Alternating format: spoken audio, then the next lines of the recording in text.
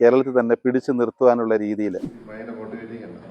നമസ്കാരം, ഞാൻ അപ്പു ജോൺ ജോസഫ്, തൊടുപുഴ MLA-യും കേരള ഗവൺമെൻറ് ചീഫ് വിപ്പുമാണ്. ഹഗ് ഇൻ്റർനാഷണൽ ഫൗണ്ടേഷൻ്റെ ഫൗണ്ടർ അനീഷ് മോഹൻ, അദ്ദേഹം ഒരു ട്രെയിൻ അപകടത്തിൽപ്പെട്ട് വലത് കൈയും ഇടത് കാലും നഷ്ടപ്പെട്ട് വളരെ അത്ഭുതകരമായ രീതിയിൽ മിറാക്കുലസ്ലി ജീവൻ തിരിച്ച് ലഭിച്ച ഒരു വ്യക്തിയാണ്. ആ ഒരു ആക്സിഡൻറ്റിൽ നിന്നും അദ്ദേഹം ഉയർത്തെഴുന്നേറ്റ ആ ഒരു പശ്ചാത്തലത്തിൽ ആ ഒരു പ്രതീക്ഷ കേരളത്തിലെ യുവജനങ്ങളിലേക്ക് പകർന്നു നൽകുവാൻ വേണ്ടി അദ്ദേഹം ജോലി ഉപേക്ഷിച്ച് തുടങ്ങിയ ഒരു സംഘടനയാണ് ഹഗ് എന്ന് പറയുന്നത്.